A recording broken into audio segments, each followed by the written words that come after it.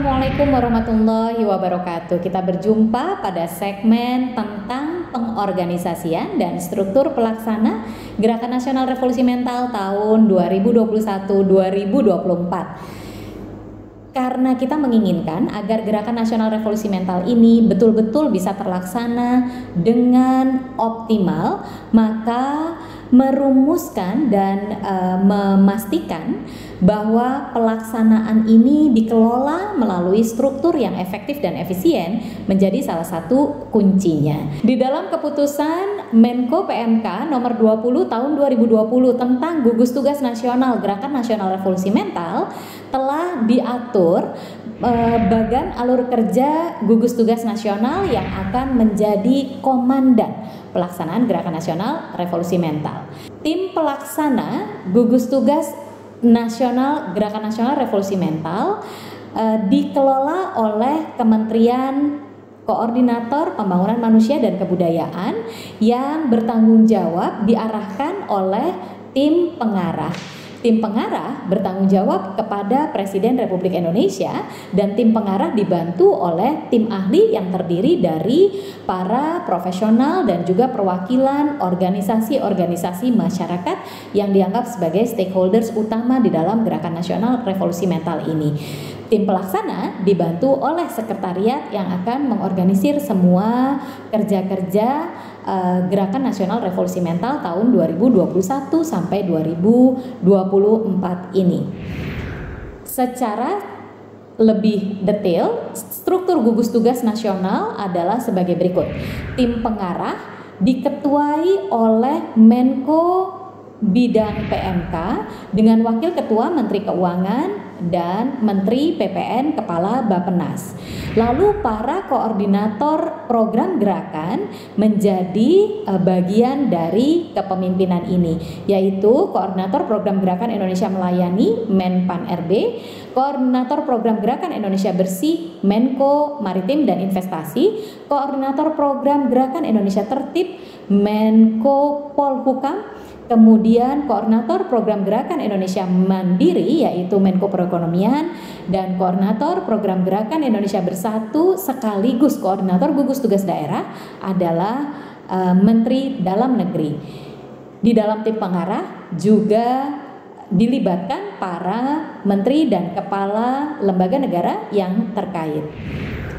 Tim pelaksana diketuai oleh Sekretaris Menko Bidang PMK, kemudian dibantu oleh Deputi Bidang Koordinasi Revolusi Mental, Pemajuan Kebudayaan dan Prestasi Olahraga Kemenko Bidang PMK.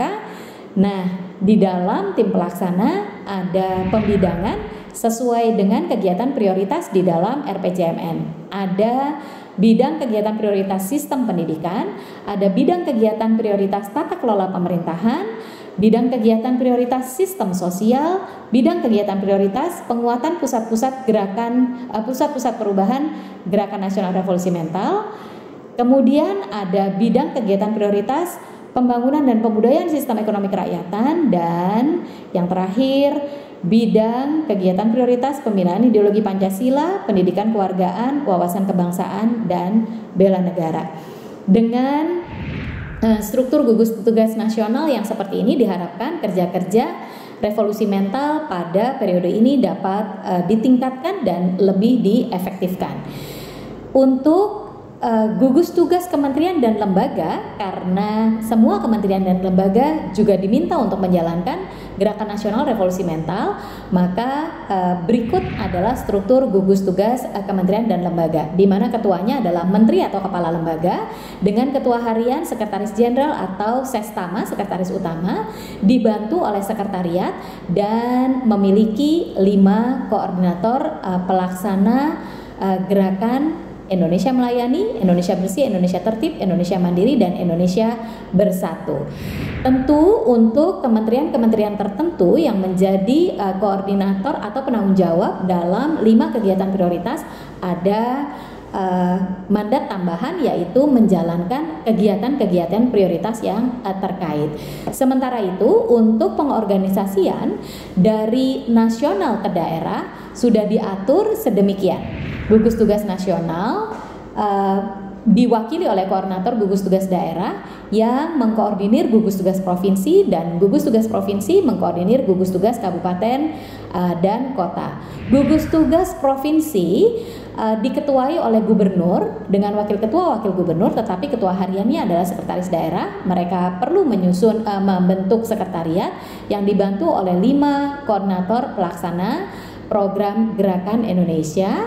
Kemudian struktur gugus tugas kabupaten kota ini dikoordinatori oleh ketuanya oleh bupati atau wali kota, kemudian ketua hariannya sekretaris daerah dibantu dengan sekretariat yang sekaligus berfungsi sebagai koordinator pusat perubahan dan 5 koordinator program Gerakan Indonesia. Jadi dengan struktur pelaksana yang seperti ini kita harapkan di depannya nanti kita bisa melaksanakan Gerakan Nasional Revolusi Mental secara lebih efektif, efisien, dan berhasil. Demikian untuk segmen pelaksanaan Gerakan Nasional Revolusi Mental. Mari kita lanjutkan dengan segmen selanjutnya. Terima kasih. Assalamualaikum warahmatullahi wabarakatuh.